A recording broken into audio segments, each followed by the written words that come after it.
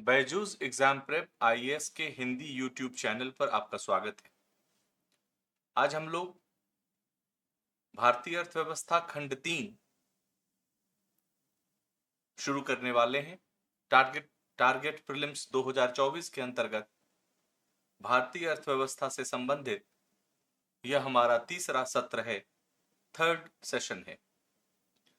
यहाँ पर भी हम पिछले 2 सत्रों की तरह एमसीक्यू बहुविकल्पीय प्रश्नों के आधार पर उनसे संबंधित संकल्पनाओं को समझेंगे और समय की अल्पता के कारण शायद मैं सारी संकल्पनाएं आपको ना बता पाऊं विस्तार से, लेकिन एक दिशा निर्देश उन संकल्पनाओं का, उन सिद्धांतों का जो अर्थव्यवस्था के अलग अलग अध्यायों के लिए महत्वपूर्ण है और प्रारंभिक परीक्षा के लिए महत्वपूर्ण है,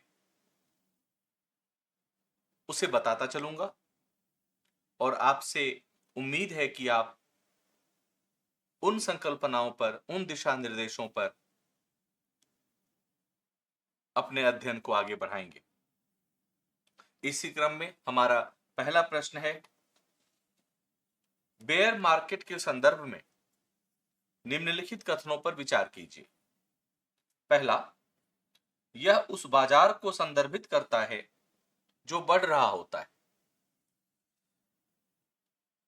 इसे हम बुल मार्केट कहते हैं।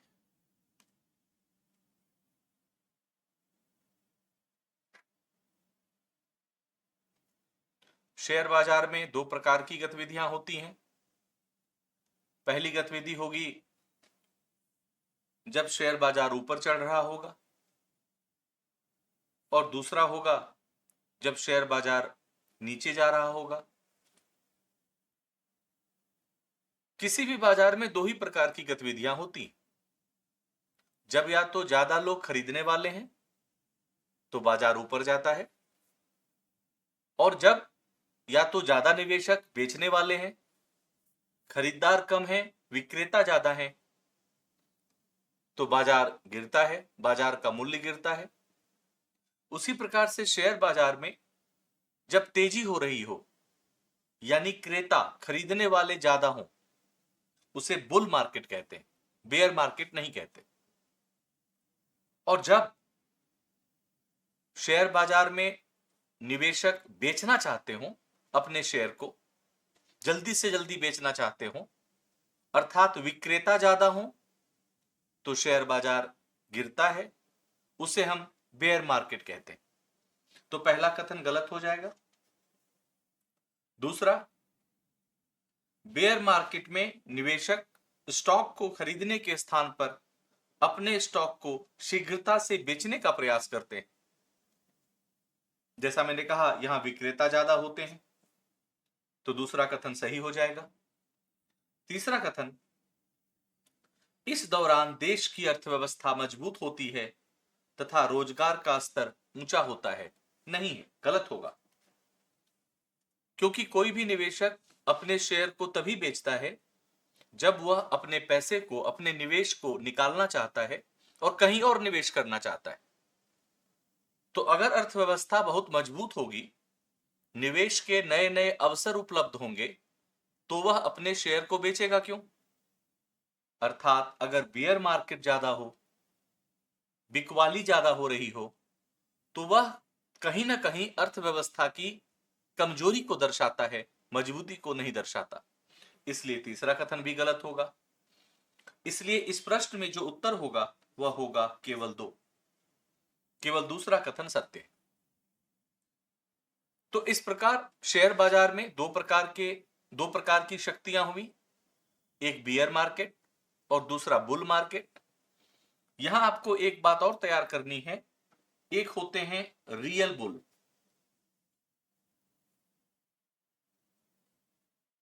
ये तीसरा प्रकार है। कौन कौन से निवेशक रियल बुल कहलाते हैं? इन्हें हम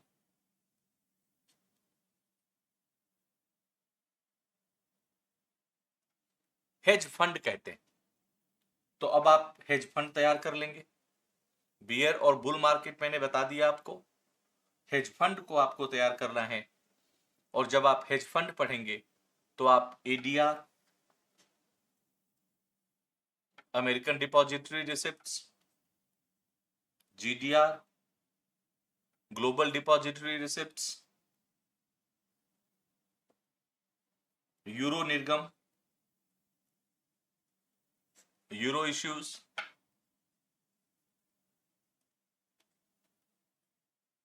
पार्टिसिपेटरी नोट्स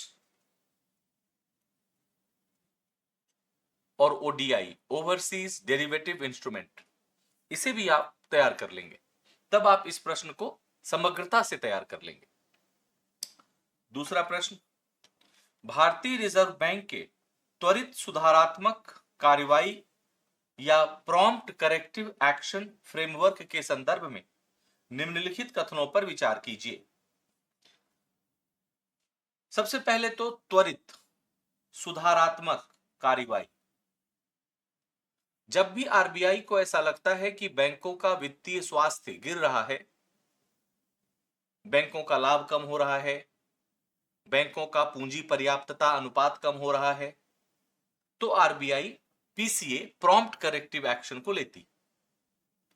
पीसीए को शुरू किया गया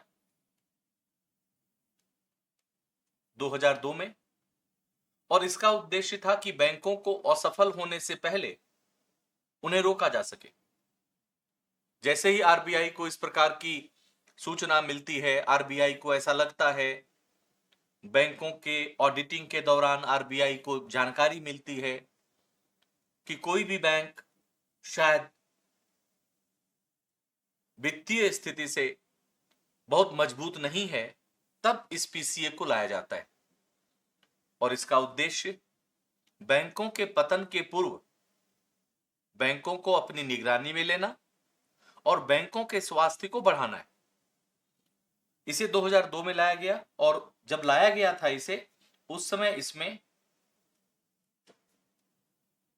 वाणिज्यिक बैंकों को शामिल किया गया था। फिर पीसीए में 2017 में संशोधन किया गया और इस संशोधन के माध्यम से विदेशी बैंक जिनकी शाखाएं भारत में हों,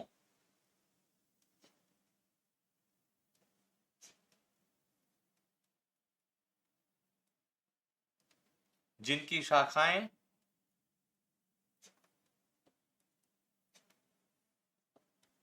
भारत में हों, उन्हें भी शामिल कर लिया गया। अब 2002 में आया, 2017 में पहला संशोधन हुआ, दूसरा संशोधन 2022 में हुआ और इसमें पेमेंट बैंक,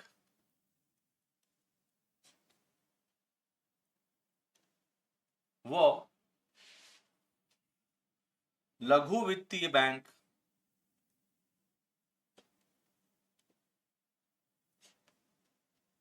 इन दोनों बैंकों को पीसीए से बाहर कर दिया गया। यह सूचना आपको पीसीए के संबंध में याद रखनी है। अब हम कथन को देखते हैं। आरबीआई पीसीए बैंकों को केवल प्रौद्योगिकी को उन्नत करने के लिए पूंजीगत व्यय करने की अनुमति दे सकता है। सही कथन।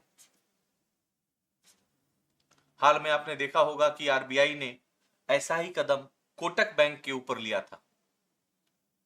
जब आरबीआई को लगा कि कोटक बैंक अपनी सुरक्षा के लिए जो प्रौद्योगिकी निवेश है उतना नहीं कर रहा है, जिससे उपभोक्ताओं और ग्राहकों के हितों पर निषेधात्मक प्रभाव पड़ता है, तो आरबीआई ने उस पर यह कदम लिया।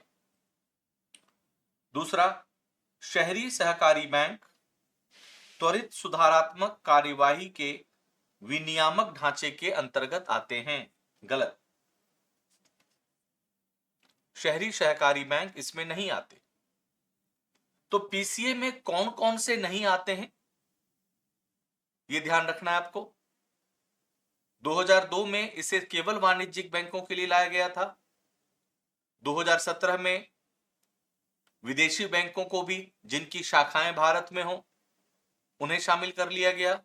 लेकिन 2022 में पेमेंट बैंक और स्मॉल फाइनेंस बैंक को इससे बाहर कर दिया गया। इसलिए इसके साथ साथ क्षेत्रीय ग्रामीण बैंक भी इसमें नहीं आते, सहकारी बैंक इसमें नहीं आते, लोकल एरिया बैंक इसमें नहीं आते। तो पूरी सूचना इस संबंध में आपको तैयार कर लेनी है। तो इसका उत्तर होगा केवल एक, जो सही है। अगला प्रश्न, निम्नलिखित में से कौन सा भारतीय रिजर्व बैंक रिटेल डायरेक्ट योजना के उद्देश्य का सर्वोत्तम वर्णन करता है? पहला, बैंक के ऋणदाता को तनावग्रस्त परियोजना की इक्विटी प्राप्त करने की अनुमति देकर बड़ी ऋणग्रस्त परियोजनाओं को वित्तीय पुनर्गठन प्रदान करना। गलत स्टेटमेंट है। रेपो दरों को सीधे बैंक दरों से जोड़कर खुदरा मुद्रास्फीति को विनियमित करना, यह भी गलत है।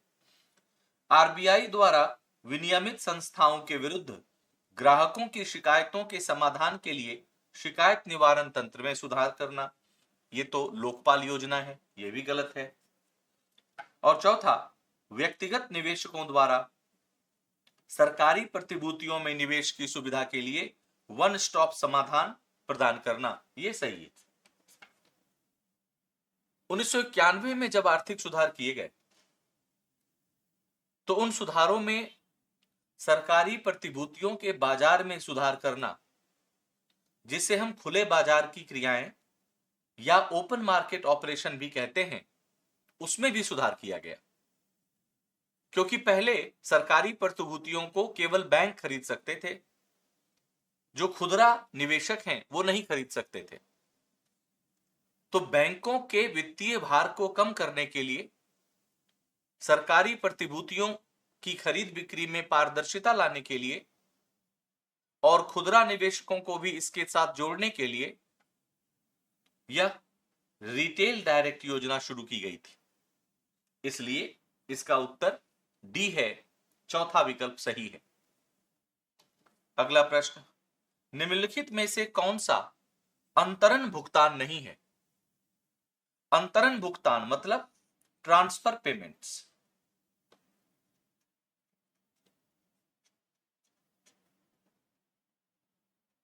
ऐसे पेमेंट या ऐसे भुगतान जो एक तरफा होते, बदले में कुछ नहीं मिलता।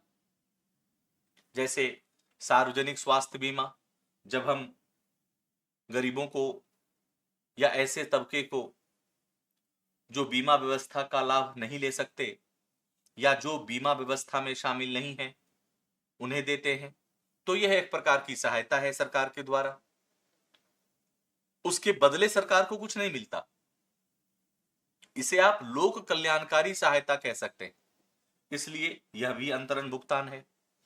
दूसरा, वृद्धावस्था पेंशन, क्योंकि जो वृद्ध लोग हैं वो फिर से अब आय अर्जित नहीं कर सकते, उन्हें एक प्रकार की सामाजिक सुरक्षा प्रदान करने के लिए यह भी एक लोक कल्याणकारी नीति है, तो यह भी अंतरण भुगतान नहीं है। अंतरण भुगतान है क्योंकि इसके बदले सरकार को कुछ नहीं मिलता। बेरोजगारी भत्ता, जो व्यक्ति बेरोजगार हैं, कुछ भी आय अर्जन नहीं करते, उन्हें जीवन की सुरक्षा प्रदान करने के लिए, सामाजिक सुरक्षा प्रदान करने के लिए यह सहायता सरकार देती है, तो इसे भी आप ट्रांसफर पेमेंट कहेंगे। क्योंकि पहला, दूसरा और तीसरा विकल्प में बदले में सरकार को कुछ नहीं मिल रहा। ये तीनों सरकार की लोक कल्याणकारी योजनाओं के अंतर्गत आते हैं, जिसमें सरकार समाज के विभिन्न वर्गों को सामाजिक सुरक्षा, आर्थिक सुरक्षा प्रदान करती है। उसके बदले में सरकार कुछ नहीं लेती। जो हमारे संविधान का नीति निर्देशक तत्व है, उसका पालन करते हुए सरकार ये चलाती है। लेकिन चौथा जो विकल्प है, कॉरपोरेट बेल आउट, यह अंतरण भुगतान नहीं है, क्योंकि यह एक प्रकार का निवेश है।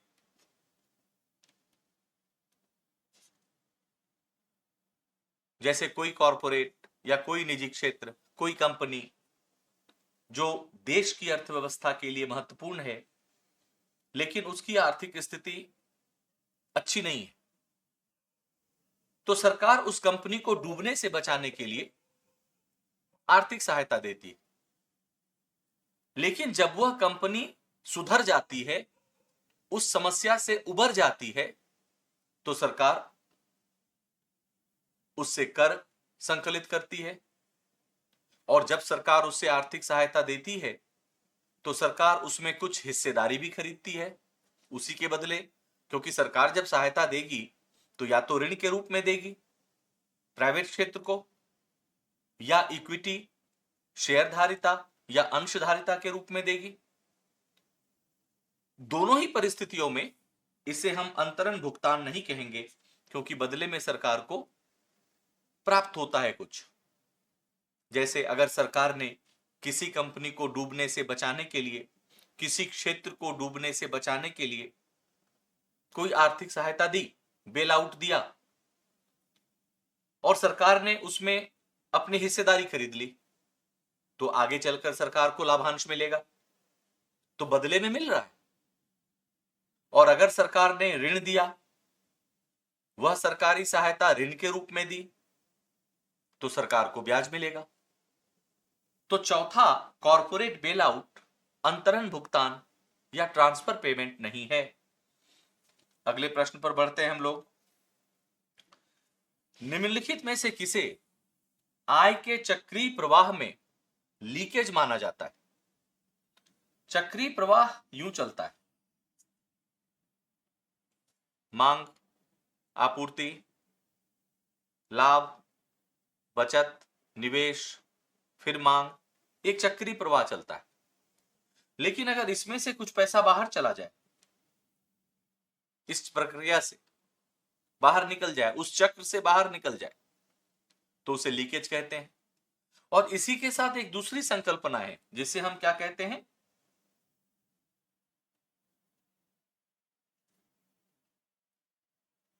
इंजेक्शन।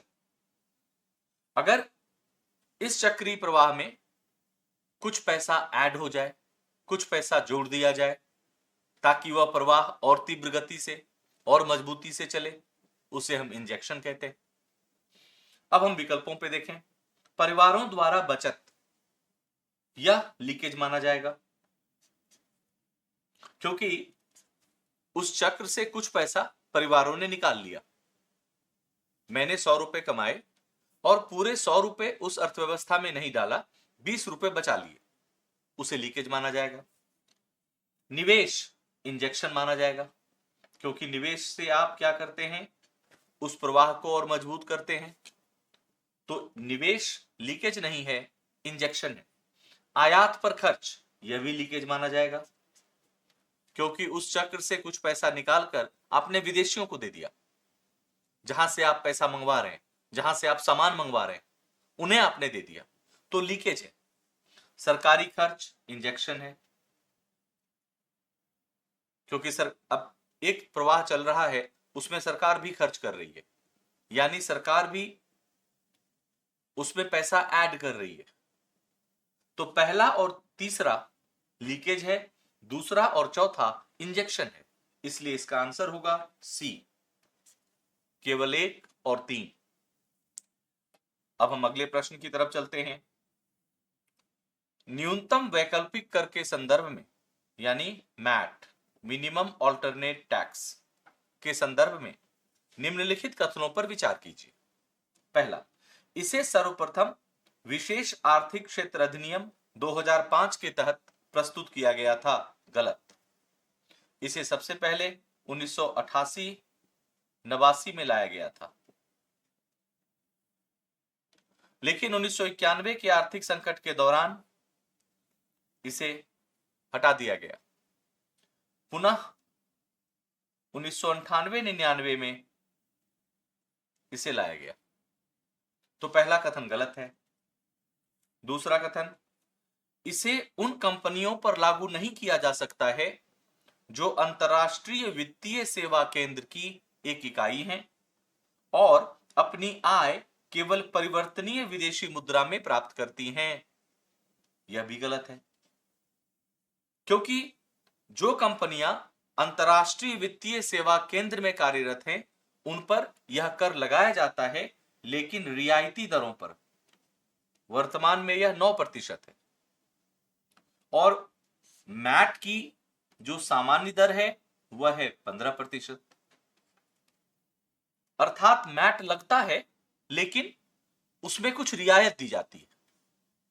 अगर आप अंतर्राष्ट्रीय वित्तीय सेवा केंद्र के बाहर हैं तब आप पर 15% की दर से मैट लगेगा, और अगर आप अंतर्राष्ट्रीय वित्तीय सेवा केंद्र के अंदर हैं तो मैट लगेगा लेकिन 9% की दर से। इसलिए इसका उत्तर है न तो 1 न तो 2। मैट निगम कर या कॉरपोरेट टैक्स की कमियों को दूर करने के लिए लाया गया था। मैट ग्रॉस रेवेन्यू पर लगता है, सकल लाभ पर लगता है, सकल राजस्व पर लगता है, लेकिन निगम कर निवल राजस्व पर लगता है। अब आप पब्लिक फाइनेंस में इसको ध्यान से कर लेंगे कि निगम कर कहां लगता है, मैट कहां लगता है, और मैट हमेशा किस पर लगेगा, कंपनियों पर लगेगा।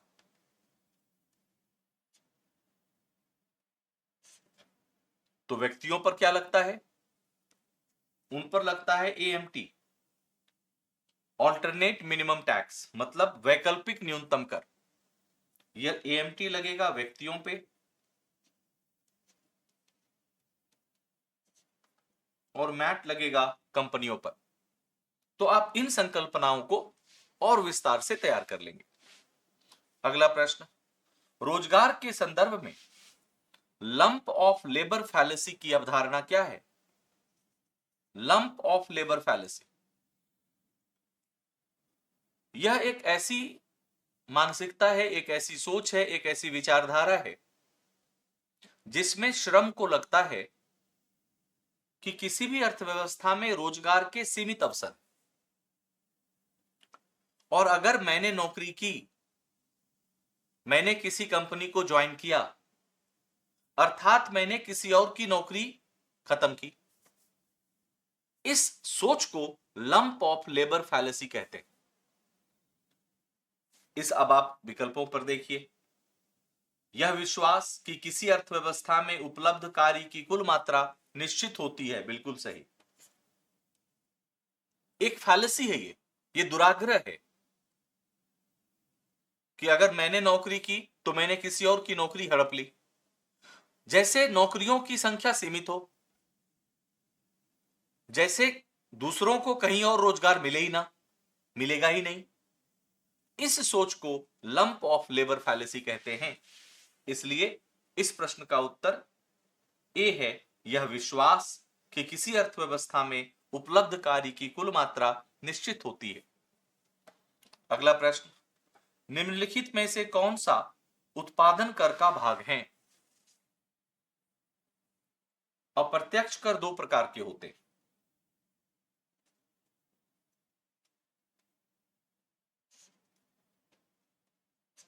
एक, जो उत्पादन की प्रक्रिया के दौरान लगता है, उन्हें हम उत्पादन कर,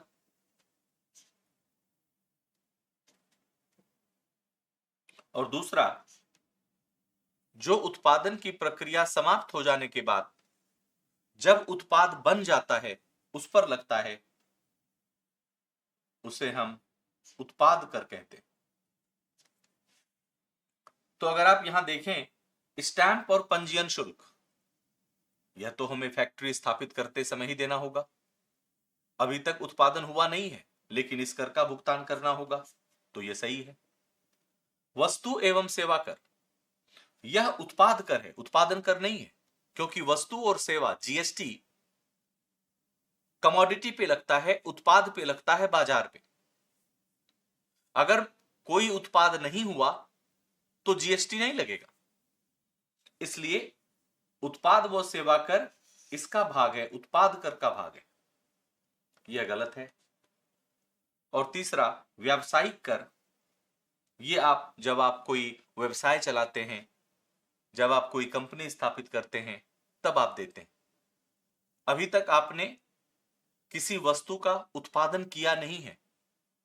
उत्पादन की प्रक्रिया के दौरान किया जाने वाला कर, दिया जाने वाला कर उत्पादन कर कहलाता है। इसलिए यह भी सही है। इसलिए इस प्रश्न का उत्तर होगा 1 और 3। और जब आप इसे विस्तार से पढ़ेंगे तब आप आएंगे जीवीए बीपी पर।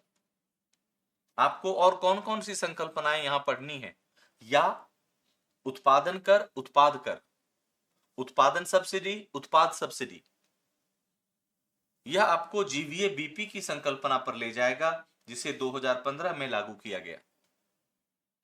आप जानते होंगे कि 2015 के बाद से जीडीपीएफसी समाप्त कर दिया गया है। अब ये सब क्या है? एफसीएमपी क्या होता है? राष्ट्रीय आय वो लेखांकन के अध्याय में इसे आपने पढ़ा होगा, उसे आप रिवाइज कर लेंगे। अगला प्रश्न, निम्नलिखित में से कौन सा एंकर निवेशकों को सर्वोत्तम रूप से परिभाषित करता है? एंकर निवेशक जो निवेश का आधार होते हैं, जैसे जब आप अपनी कंपनी का आईपीओ निकालते हैं, पहली बार आप अपनी कंपनी को शेयर बाजार में सूचीबद्ध करते हैं, तो लोग या निवेशक आपकी कंपनी में निवेश क्यों करेंगे? और कंपनी को यह गारंटी होनी चाहिए या छोटे निवेशकों को, अन्य निवेशकों को यह गारंटी देनी होती है कि ऑलरेडी पहले से ही हमारे इतने शेयर किसी ने ले लिए हैं, वो जो पहले से ले लिए हैं उन्हें ही हम एंकर इन्वेस्टर कहते हैं। हर कंपनी में एक या एक से अधिक एंकर इन्वेस्टर होगा, क्योंकि एंकर इन्वेस्टर नहीं होगा तो बाजार का विश्वास उस कंपनी पर बनेगा ही नहीं। ये कुछ कुछ वैसा ही है जब आप कुछ बनाते हैं और बाजार में जाते हैं और आप कहते हैं कि भाई इस उत्पाद की इतनी मात्रा तो पहले ही बिक चुकी है, ये पहले ही बिक चुकी है, जिसने खरीदा पहले ही, उसे एंकर इन्वेस्टर कहते हैं, ताकि दूसरे खरीदारों को लगे कि पहले ही इसको खरीदा जा चुका है, थोड़ा कुछ ही बचा हुआ है, निवेश कर देते हैं। ऐसे निवेशक जो आईपीओ से पहले ही कमिटमेंट करते हैं कंपनी से कि हमें इतने शेयर चाहिए, उन्हें हम एंकर निवेशक कहते हैं। अब हम विकल्पों पर आए, ऐसे हाई नेटवर्थ इंडिविजुअल जो अपने स्वयं का धन स्टार्टअप में निवेश करते हैं, इसे हम कहते हैं बूट स्ट्रैपिंग या एंजल इन्वेस्टर। ये गलत है। दूसरा, ऐसा व्यक्ति जो वित्तीय संस्था के भाग के रूप में कार्य करता है और निगमों के लिए पूंजी जुटाने से संबंधित है, इसे हम कहेंगे अंडरराइटर। ये भी गलत है। तीसरा, ऐसी कंपनी जो अधिकतर अंतरराष्ट्रीय वित्त कंपनियों के लिए व्यावसायिक ऋण प्रदान करने और जोखिम अंकन से संबंधित कार्य करती है, यह भी गलत है। चौथा, ऐसे संस्थागत निवेशक जिन्हें प्रारंभिक सार्वजनिक प्रस्ताव खुलने से एक दिन पहले ही आईपीओ में शेयरों की पेशकश की जाती है, यह सही। हर आईपीओ में एक एंकर इन्वेस्टर होगा या एक से अधिक भी हो सकता है, और एंकर इन्वेस्टर से बचे हुए शेयरों को ही शेयर बाजार में डाला जाता है। इसलिए इस प्रश्न का उत्तर होगा डी। अगला प्रश्न, लंदन इंटरबैंक ऑफर रेट उस दर को संदर्भित करता है जिस पर लाइबोर और लिबिड, ये दो संकल्पनाएं हैं,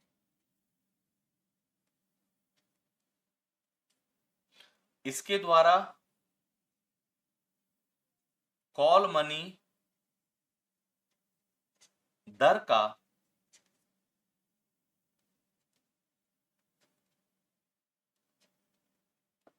निर्धारण होता है। London interbank offer rate LIBOR, London interbank bidding rate LIBID, इन दोनों के भारतीय संस्करण को MIBOR, Mumbai interbank offer rate और MIBID, Mumbai interbank bidding rate कहते हैं। अब हम विकल्पों पर देखें, यूरोपीय बैंक अपने ग्राहकों को विदेशी मुद्रा का विक्रय करते हैं, गलत। विश्व के अग्रणी बैंकों द्वारा कॉरपोरेट क्षेत्र को ऋण प्रदान किया जाता है। गलत, क्योंकि ये तो कॉल मनी के दर का निर्धारण करता है। तीसरा, ब्रिटिश बैंक अपने अंतरराष्ट्रीय ग्राहकों को ऋण प्रदान करते हैं। गलत, विश्व के अग्रणी बैंक अल्पावधिक ऋण के लिए, अल्पावधि कितने दिन का होगा? आप जानते हैं कि कॉल मनी 1 दिन के लिए होती है। जब कोई बैंक पूंजी बाजार से या दूसरे बैंक से 1 दिन के लिए ऋण लेती है, उसे हम कॉल मनी कहते हैं। और जब 2 से 14 दिन के लिए ऋण लेती है, उसे नोटिस मनी कहते हैं। तो मुद्रा के प्रकार जब आप पढ़ेंगे मनी एंड बैंकिंग में, तो आपको near money, hot money, hard money, soft money, हुंडी, ये सारी संकल्पनाएं मिलेंगी। वहीं पर कॉल मनी मिलेगा। तो इस प्रश्न का उत्तर होगा डी फॉर डेली, क्योंकि अल्पावधिक ऋण के लिए परस्पर से ब्याज वसूलते हैं। अब इसमें कुछ सुधार हुए। कब सुधार हुए? जुलाई 2023 से हम क्या लेकर आए? SOFR,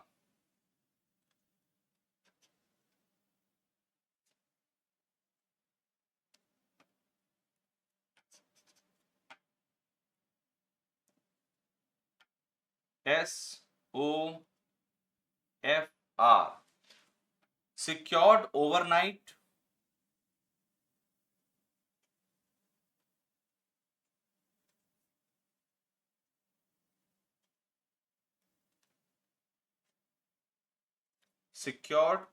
overnight financing rate.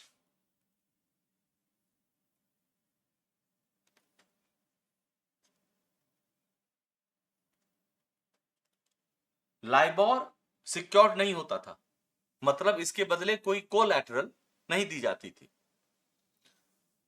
इसलिए लाइबोर व्यवस्था में कई बार ऐसा देखा गया कि कुछ बड़े बैंक मिलकर हेराफेरी करते थे दरों में, और बहुत बड़ी मात्रा में पूंजी का आदान प्रदान होता है। 2-4-10 करोड़ का आदान प्रदान नहीं होता, 2-4-10 हजार करोड़ का आदान प्रदान होता है एक दिन में। और अगर इनके दर में थोड़ी सी हेरफेर कर दी जाए, तो कुछ बैंक नुकसान में रहेंगे, कुछ बैंक फायदे में रहेंगे। इस कमी को दूर करने के लिए अमेरिकी ट्रेजरी ने, अमेरिकी वित्त विभाग ने जुलाई 2023 से SOFR की संकल्पना को प्रतिपादित किया। और अगर हम वर्तमान अवस्था देखें, तो वर्तमान में लगभग सभी बैंक SOFR सिक्योर्ड है ये, अर्थात अगर आप SOFR के माध्यम से ऋण लेते हैं, तो आपको अमेरिकी सरकार की प्रतिभूतियों में निवेश करना होता है। एक तरह का कोलैटरल है ये। माइबोर या लाइबोर कोलैटरल रहित होता था, इसलिए वर्तमान में SOFR है, माइबोर या लाइबोर नहीं है। तो इस प्रश्न का उत्तर डी होगा। अगला प्रश्न, एक अर्थव्यवस्था में निम्नलिखित स्थितियों पर विचार कीजिए। पहला, निर्यात में वृद्धि। निर्यात में वृद्धि होने से क्या होगा? विदेशी मुद्रा देश में आएगी।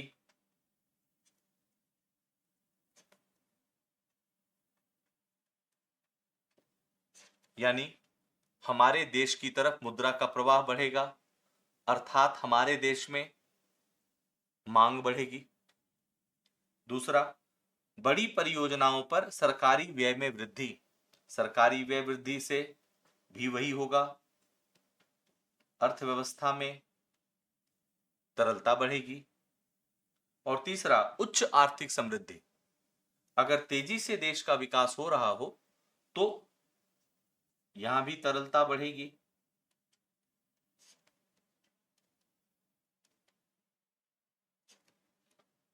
क्योंकि तीव्र आर्थिक वृद्धि से उपभोक्ताओं का आत्मविश्वास भी बढ़ता है, वो और ज्यादा खर्च करते हैं।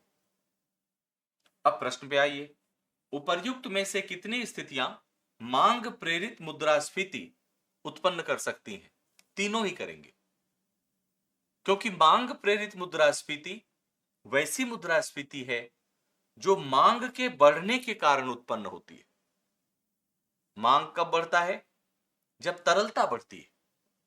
और तीनों ही जो स्थितियां हैं, निर्यात में वृद्धि हो, बड़ी परियोजनाओं पर सरकारी व्यय में वृद्धि हो, या उच्च आर्थिक समृद्धि हो, तीनों ही स्थितियों में तरलता बढ़ रही है। इसलिए ये तीनों ही मांग प्रेरित मुद्रास्फीति को उत्पन्न करेंगे। इसलिए इसका उत्तर होगा सी।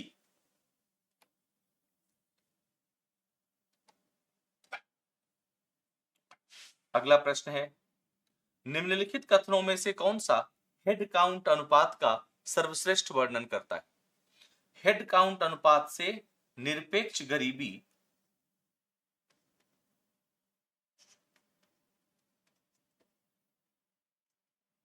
मापी जाती, अर्थात ऐसी गरीबी जिनको जीवन की मूलभूत आवश्यकताएं भी प्राप्त नहीं हो। हम जानते हैं कि गरीबी दो प्रकार की होगी, एक सापेक्ष और एक निरपेक्ष। सापेक्ष गरीबी तो लगभग सभी अर्थव्यवस्था में है, और सापेक्ष गरीबी को दूर भी नहीं किया जा सकता, क्योंकि हर अर्थव्यवस्था में कुछ लोग ज्यादा अमीर होंगे, कुछ लोग उनसे कम अमीर होंगे, तो उसे हम सापेक्ष गरीबी कहेंगे। लेकिन किसी भी राष्ट्र के लिए, नीति निर्माता के लिए निरपेक्ष गरीबी चिंता का विषय होती है, अर्थात जनसंख्या का वह भाग जिसे जीवन की मूलभूत आवश्यकताएं भी प्राप्त न हो। इसका मापन हेड काउंट रेशियो से किया जाता है। अब हम विकल्प पे आते हैं। यह देश में बेरोजगार जनसंख्या का प्रतिशत है, गलत। इसका संबंध निर्धनता से है, गरीबी से है। दूसरा, यह राष्ट्रीय निर्धनता रेखा से नीचे रहने वाली जनसंख्या का प्रतिशत है, बिल्कुल सही, कि ऐसी जनसंख्या का वह भाग जो गरीबी रेखा से नीचे, अर्थात जिन्हें मूलभूत आवश्यकताएं भी प्राप्त नहीं हो रही। इसलिए इस प्रश्न का उत्तर बी है, दूसरा उत्तर है। तीसरा और चौथा भी इसका उत्तर नहीं है, क्योंकि इसका रोजगार से, इसका शिक्षा से कोई मतलब नहीं।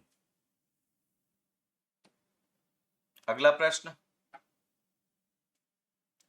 प्रत्यक्ष विदेशी निवेश और विदेशी पोर्टफोलियो निवेश के संदर्भ में निम्नलिखित कथनों में से कौन सा सही है? एफडीआई और एफपीआई में कौन सा सही है? पहला, किसी कंपनी की चुकता पूंजी के 10% से अधिक के विदेशी निवेश को एफडीआई माना जा सकता है। दूसरा, किसी निवेशक के लिए एफपीआई की तुलना में एफडीआई अधिक तरल संपत्ति है। तीसरा, एफपीआई निवेशक सक्रिय निवेशक हैं और घरेलू फर्मों में नियंत्रक की स्थिति में होते हैं। और चौथा, सभी कथन सही हैं। एफडीआई और एफपीआई की परिभाषा अरविंद मायाराम समिति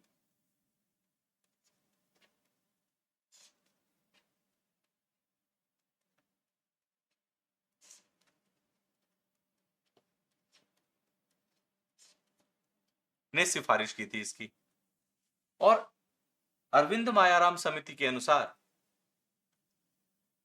किसी भी कंपनी में 10% से अधिक का विदेशी निवेश एफडीआई माना जाएगा और 10% से कम का निवेश एफपीआई माना जाएगा। इसलिए इस प्रश्न का उत्तर ए होगा। दूसरा विकल्प कि एफडीआई अधिक तरल है, गलत है। एफपीआई तरल होता है, क्योंकि एफपीआई किया ही जाता है त्वरित लाभ की प्राप्ति के लिए। एफपीआई की परिभाषा ही है विदेशियों द्वारा भारतीय कंपनी के शेयर में निवेश, और जैसे ही उसे लाभ की स्थिति मिलेगी वो बेच के निकल सकता है। एफडीआई में निवेश के साथ साथ तकनीक आती है, प्रबंधकीय कौशल आता है। एफडीआई निवेशक लंबा समय निवेश ध्यान में रख करके आता है, इसलिए एफपीआई तरल होगा, एफडीआई कम तरल होगा, क्योंकि एफडीआई को निकालने में समय लगेगा, कंपनी बेचने में समय लगेगा, कंपनी को बंद करने में समय लगेगा। और तीसरा कथन भी गलत है, क्योंकि अगर निवेश 10% से कम है तो वह नियंत्रक की स्थिति में कैसे आएगा, क्योंकि नियंत्रक की स्थिति में आने के लिए 50% से अधिक निवेश चाहिए, इसलिए दूसरा और तीसरा विकल्प भी गलत है। इस प्रश्न का उत्तर होगा ए। यह परिभाषा अरविंद मायाराम समिति ने दी थी। अगला प्रश्न, केंद्रीय बैंक के कार्यों के संदर्भ में भारतीय रिजर्व बैंक द्वारा स्थिरीकरण किया जाता है। पहले स्थिरीकरण किसे कहते हैं? अगर बहुत बड़ी मात्रा में विदेशी मुद्रा देश के अंदर आ रही हो निवेश के माध्यम से, या बड़ी मात्रा में विदेशी मुद्रा देश के बाहर जा रही हो जब निवेशक अपने शेयर को बेचने लगे, तो इन दो परिस्थितियों में घरेलू मुद्रा पर दबाव की स्थिति बनती है। घरेलू मुद्रा के मूल्य में उतार चढ़ाव की स्थिति होती है। उसे स्थिर करने के लिए आरबीआई अपने विदेशी मुद्रा भंडार का प्रयोग करती है। आरबीआई के इस कार्रवाई को स्थिरीकरण योजना कहते हैं। इस परिभाषा के संदर्भ में अब हम विकल्पों को देखें। पहला, एनपीए की बात कर रहा है, गलत। दूसरा, अर्थव्यवस्था में मुद्रा भंडार को बाह्य आघातों का सामना करने हेतु सक्षम बनाने के लिए सही है, क्योंकि अगर बड़ी मात्रा में निवेश आ रहा है तो घरेलू मुद्रा का मूल्य कम होगा, इससे हमारे आयात हमारे महंगे हो जाएंगे, और अगर बहुत बड़ी मात्रा में विदेशी मुद्रा देश के बाहर जा रही है तो घरेलू मुद्रा का अधिमूल्यन होगा। दोनों ही स्थितियां हमारी मुद्रा के लिए, हमारी अर्थव्यवस्था के लिए सही नहीं है। इससे बचने के लिए आरबीआई स्थिरीकरण योजना का सहायता लेती है, इसलिए दूसरा सही है। तीसरा, काले धन के कोई मतलब नहीं है इस विकल्प का। चौथा, बैंकिंग नियमों का उल्लंघन करने वाले बैंकों के लाइसेंस रद्द करने के लिए, इसे हम डायरेक्ट एक्शन कहते हैं।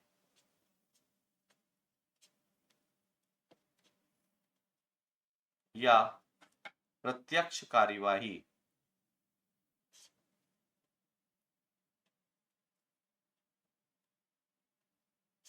तो यह भी गलत है, तो इस प्रश्न का उत्तर बी होगा।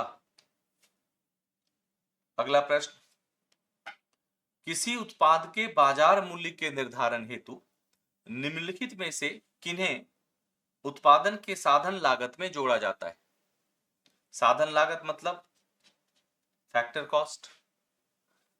फैक्टर कॉस्ट से हम मार्केट प्राइस या बाजार मूल्य कैसे निकालते हैं? इसमें हम शुद्ध अप्रत्यक्ष कर को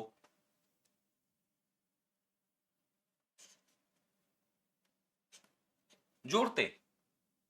प्रश्न पूछा है जोड़ा जाता है, तो केवल अप्रत्यक्ष कर को, इसलिए आप देखेंगे इस प्रश्न का उत्तर केवल 2 है।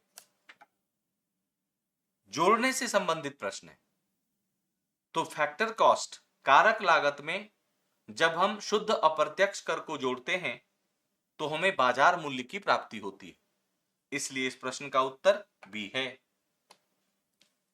अगला, निम्नलिखित में से किस प्रकार की बेरोजगारी के अंतर्गत वास्तविक आवश्यकता से अधिक लोग काम कर रहे होते हैं? बहुत सामान्य सा प्रश्न है, इसे हम प्रच्छन्न बेरोजगारी या डिस्गाइज्ड अनएम्प्लॉयमेंट कहते हैं।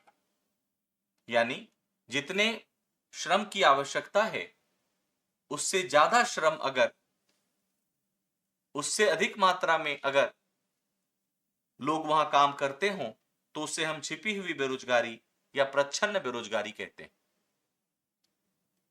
बेरोजगारी की परिभाषा आप जानते होंगे, ऐसे लोग जो काम करने के इच्छुक हों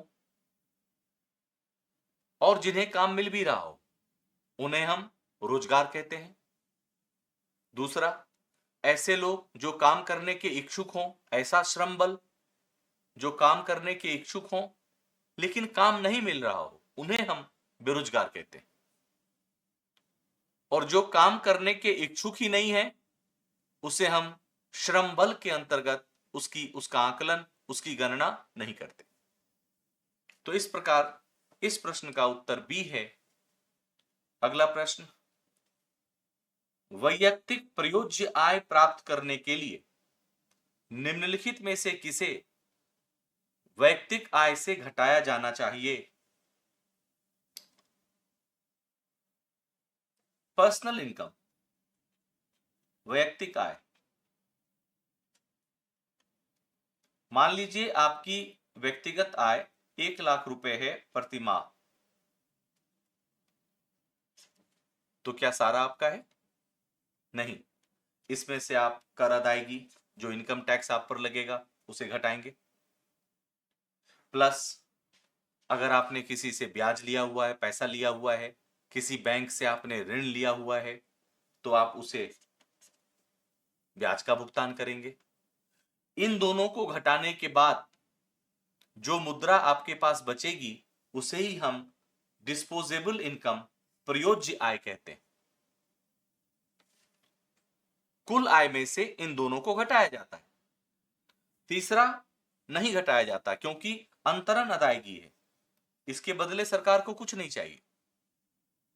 ट्रांसफर पेमेंट का मतलब ही है एक तरफा, इसलिए तीसरे को नहीं घटाया जाता है। इसका उत्तर होगा 1 और 2। अगला प्रश्न, अर्थव्यवस्था के संदर्भ में डिमिनिमस शब्द का अर्थ क्या है? डिमिनिमस शब्द विश्व व्यापार संगठन से जुड़ा हुआ है। डिमिनिमस का मतलब होता है कितनी मात्रा में कोई राष्ट्र अपने कृषि उत्पादों पर सब्सिडी दे सकता है। तो कहा गया कि जितना भी कृषि उत्पाद उस देश में होता है, जितने तरह की कृषि उस देश में होती है, कृषि उत्पाद का उसका कुल मूल्य कितना होगा, उस मूल्य का 10% विकासशील राष्ट्रों के लिए,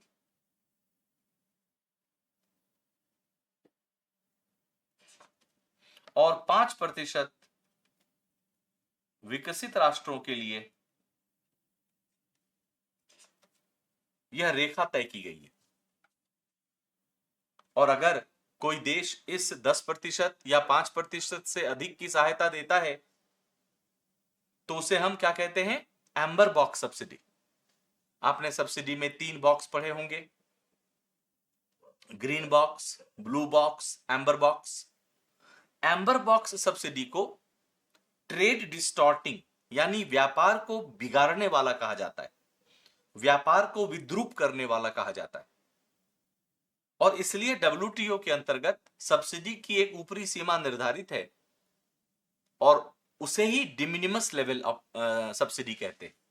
इसके लिए एक दूसरा नाम भी है, AMS, aggregate measure of support. अब हम विकल्पों को देखें। यह विशेष आहरण अधिकार, यह एसडीआर, आईएमएफ, गलत विकल्प, क्योंकि डिमिनिमस का संबंध डब्ल्यूटीओ से है। दूसरा, यह कृषि पर समझौते के तहत अनुमित सब्सिडियों या घरेलू समर्थन की न्यूनतम राशि है, दूसरा विकल्प सही है। तीसरा, यह किसी विदेशी बैंक के लिए गलत, क्योंकि बैंक से इसका कोई संबंध ही नहीं। चौथा, यह व्यापार की वह न्यूनतम राशि है जिसकी किसी देश द्वारा मोस्ट फेवर्ड नेशन का दर्जा प्राप्त करने हेतु आवश्यकता होती है। गलत। तो आपने देखा कि 4 से 5 सेकंड के अंदर आप आंसर दे सकते हैं अगर आपको वह संकल्पना पता है। तो इस प्रश्न का उत्तर बी है। अगला, मौद्रिक नीति के संदर्भ में निम्नलिखित में से कौन से भारतीय रिजर्व बैंक द्वारा उपयोग किए जाने वाले गुणात्मक उपकरण है? मात्रात्मक उपकरण, CRR, SLR, liquidity adjustment facility और open market operation. Liquidity adjustment facility में 3 आ जाती हैं, मार्जिनल स्टैंडिंग फैसिलिटी, रेपो और रिवर्स रेपो। उसी तरह गुणात्मक में आप देखते हैं 5 आते हैं, मार्जिन संबंधी अपेक्षाएं सही है, नैतिक दबाव सही है। अब इस दोनों के अतिरिक्त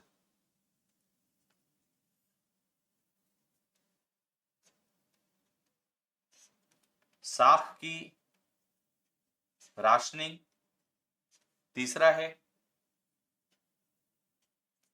चौथा साख पर नियंत्रण, क्रेडिट कंट्रोल चौथा है, और पांचवा प्रत्यक्ष कार्यवाही। ये 5 गुणात्मक उपकरण है, जबकि ये जो तीसरा है एसएलआर, यह मात्रात्मक उपकरण है। इसलिए इस प्रश्न का उत्तर होगा 1 और 2। अगला प्रश्न, निम्नलिखित में से कौन सा प्राथमिक घाटे का सर्वोत्तम वर्णन करता है? पहला, यह सरकार की राजस्व प्राप्तियों पर राजस्व व्यय, इसे हम राजस्व घाटा कहते हैं।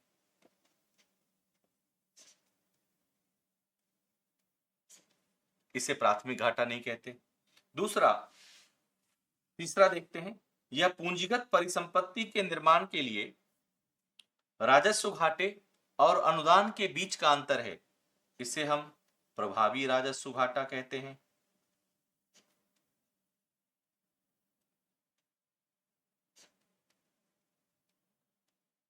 जो 2010 में शुरू किया गया।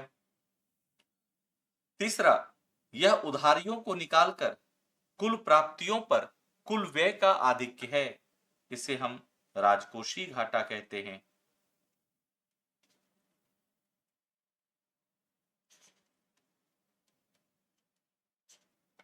अर्थात उत्तर है बी। दूसरा, यह चालू वर्ष का राजकोषीय घाटा है, जिसमें से पिछली उधारियों पर ब्याज भुगतान घटा दिया गया होता है। इसलिए प्राथमिक घाटे को वर्तमान सरकार का घाटा कहते हैं, क्योंकि राजकोषीय घाटे में पूर्व वर्षों में लिए गए ऋण पर ब्याज का भुगतान भी शामिल है। इसलिए राजकोषीय घाटा वर्तमान सरकार के आर्थिक प्रबंधन को नहीं दर्शाता। इसे कौन दर्शाता है? प्राथमिक घाटा दर्शाता है। इसलिए इसका उत्तर बी है। अगला प्रश्न,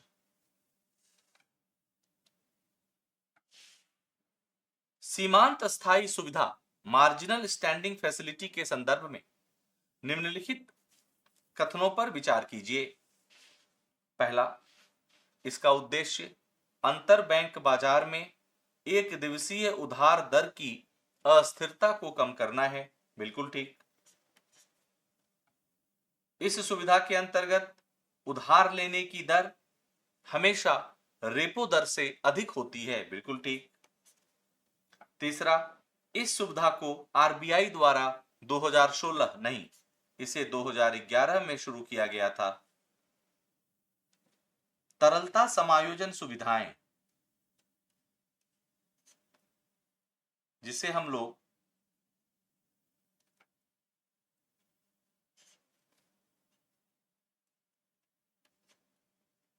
लिक्विडिटी एडजस्टमेंट फैसिलिटी कहते हैं, इसके अंतर्गत पहला क्या था?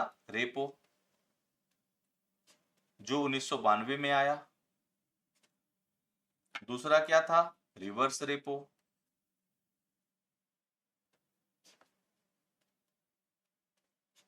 जो 1996 में आया। और तीसरा क्या है?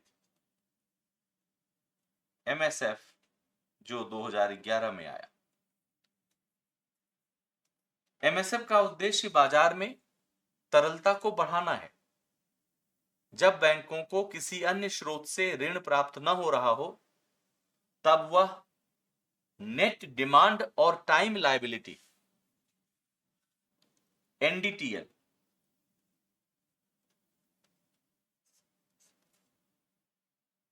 इसका शुरुआत में 1% था 2011 में, बाद में इसे बढ़ाकर 3% कर दिया गया। यानी NDTL का 3% RBI से अतिरिक्त उधार ले सकते हैं। तो बैंकों के पास उपलब्ध तरलता इससे बढ़ती है। लेकिन अगर ऐसा कह दिया जाए आपको कि MSF का उल्टा क्या है, तो उर्जित पटेल समिति ने 2014 में SDF की शुरुआत की थी, अनुशंसा की थी, स्टैंडिंग डिपॉजिट फैसिलिटी। इसे पहली बार 2018 में RBI ने उपयोग में लाया। अनुशंसा की गई थी 2014 में उर्जित पटेल समिति ने।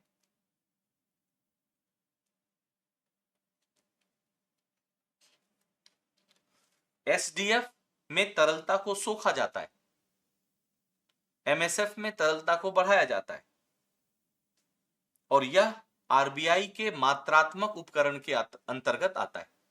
इस प्रकार तीसरा कथन गलत है। इसका उत्तर होगा 1 और 2। केवल पहला कथन और दूसरा कथन। अब हम अगले प्रश्न पे आते हैं। निम्नलिखित में से कौन सी मुद्राएं विशेष आहरण अधिकार मुद्राओं की टोकरी का एक हिस्सा है? SDR की गणना किन मुद्राओं के आधार पर की जाती है? पहला है अमेरिकी डॉलर, बिल्कुल सही। जापानी येन, सही है। चीन का युआन या रेमिनबाय, सही है। इसे 2016 में शामिल किया गया था। भारतीय रुपया, सही नहीं है। यूरो, सही है। ब्रिटिश पाउंड स्टर्लिंग, सही है। अर्थात इस प्रश्न का उत्तर है 1, 2, 3, 5 और 6। युआन को भी या रेमिनबाई को भी इसमें शामिल कर लिया गया है। अगला प्रश्न, निम्नलिखित में से किन वित्तीय संस्थानों को वैधानिक तरलता अनुपात SLR मापदंडों को बनाए रखने की आवश्यकता होती है? पहला है क्षेत्रीय ग्रामीण बैंक, सही है। स्थानीय क्षेत्र बैंक, सही है। सहकारी बैंक, सही है। लघु वित्तीय बैंक, सही है। इन सबों को SLR रखना होता है। इन चार में 2 आप और जोड़ लें, पेमेंट बैंक, वाणिज्यिक बैंक,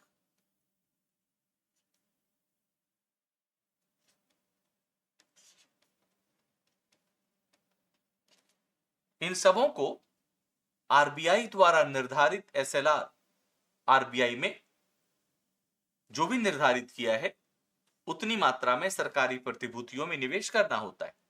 इसलिए इसका उत्तर होगा सभी, 1, 2, 3, 4। अगला प्रश्न, अर्थव्यवस्था के संदर्भ में औतार्की का क्या अर्थ है?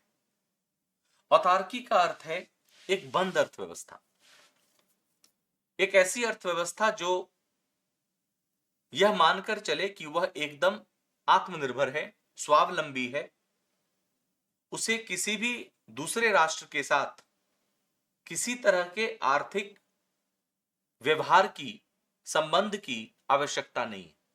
उसे हम औतार्की कहते हैं। इस प्रकार आप देखेंगे इसका उत्तर बंद अर्थव्यवस्था, जहां कोई बाह्य व्यापार नहीं होता। अगर हम पहला विकल्प देखें, एक ऐसी अर्थव्यवस्था जिसमें कोई कराधान तंत्र नहीं होता, गलत। एक खुली अर्थव्यवस्था, गलत। खुली शब्द के आते ही यह गलत हो जाएगा, क्योंकि औतार्की का मतलब बंद होता है। और चौथा, एक ऐसी अर्थव्यवस्था जहां क्षेत्रकों का प्रबंधन केवल राज्य द्वारा किया जाता है, जिसमें कोई निजी क्षेत्र नहीं होता, इसे हम समाजवादी या साम्यवादी अर्थव्यवस्था कहते हैं। तो चौथा विकल्प भी गलत है। इस प्रकार इस प्रश्न का उत्तर आपने देखा, सी इसका उत्तर है। अगला प्रश्न, market in crypto assets MiCA के संदर्भ में निम्नलिखित कथनों पर विचार कीजिए। क्रिप्टो एसेट की सबसे बड़ी समस्या क्या है? वो रेगुलेटेड नहीं है, नियमित नहीं है, और नियमित नहीं होने के कारण तमाम प्रकार की शंकाएं, आशंकाएं उत्पन्न होती कि अगर कोई विवाद होगा तो उसका समाधान कौन करेगा, कैसे होगा, पैसा किसने दिया, पैसा किसको गया, क्योंकि क्रिप्टो एसेट्स विकेंद्रीकृत लेजर व्यवस्था, डिसेंट्रलाइज्ड लेजर को फॉलो करते हैं। तो यूरोपीय संघ में जितने भी देश शामिल हैं, उनके लिए एस्मा एक संस्था है जिसे हम कहते हैं यूरोपियन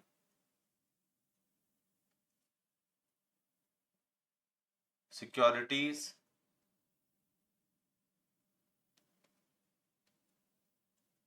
एंड मार्केट्स अथॉरिटी।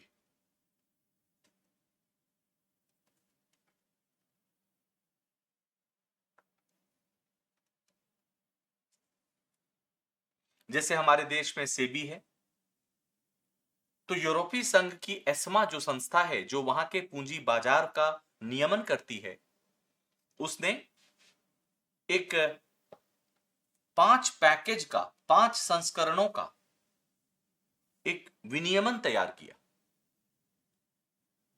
और एस्मा की अपेक्षा है कि दिसंबर 2025 तक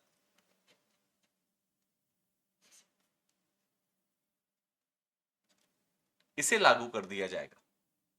अब हम विकल्पों को देखते हैं। इसे यूरोपीय संघ द्वारा मुख्यतः अनियमित क्रिप्टो करेंसी बाजारों को सरकारी विनियमन के तहत लाने के लिए अनुमोदित किया गया है। बिल्कुल सही, क्योंकि मिका का उद्देश्य यही है।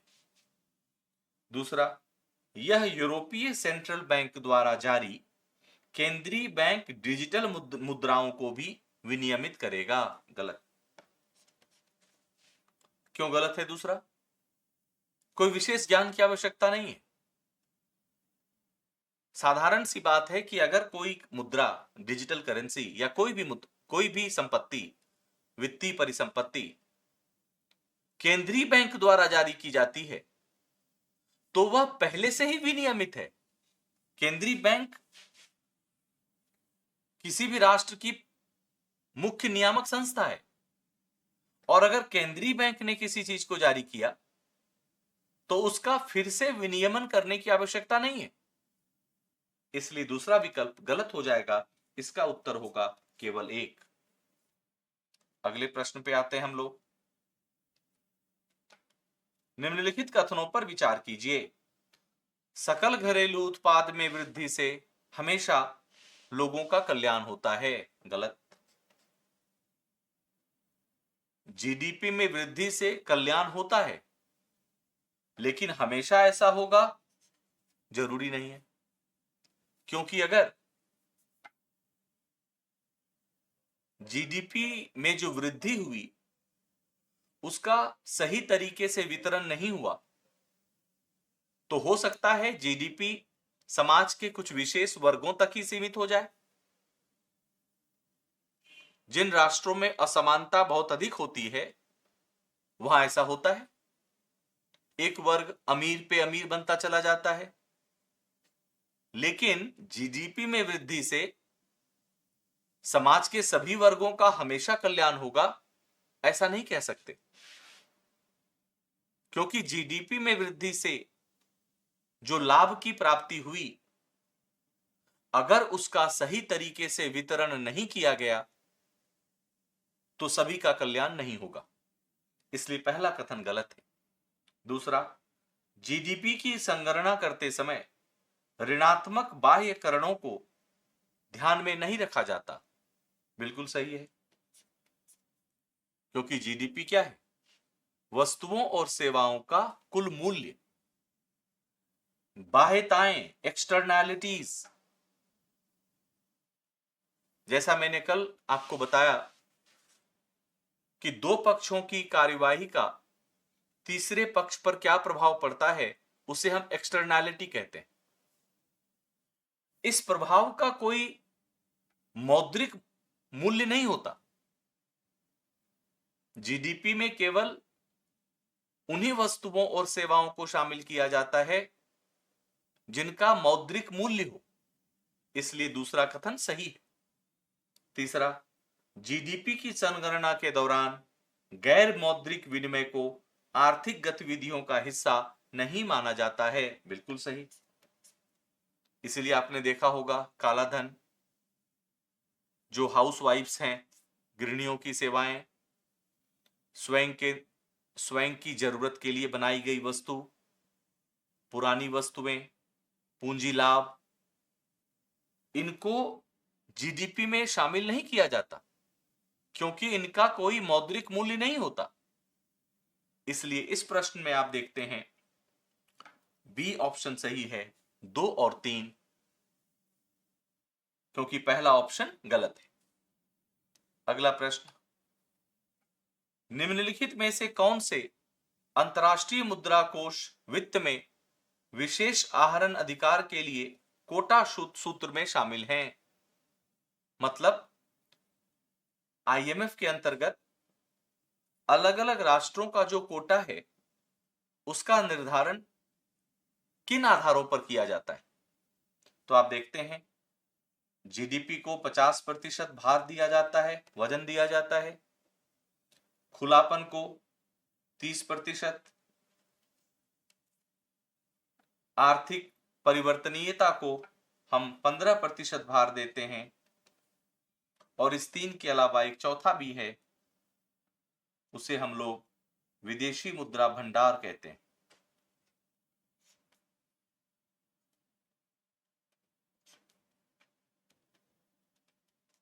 इसे 5% भार दिया गया है। इन 4 के आधार पर आईएमएफ में कोटा का निर्धारण किया जाता है। यानी दूसरा, तीसरा, चौथा सही है।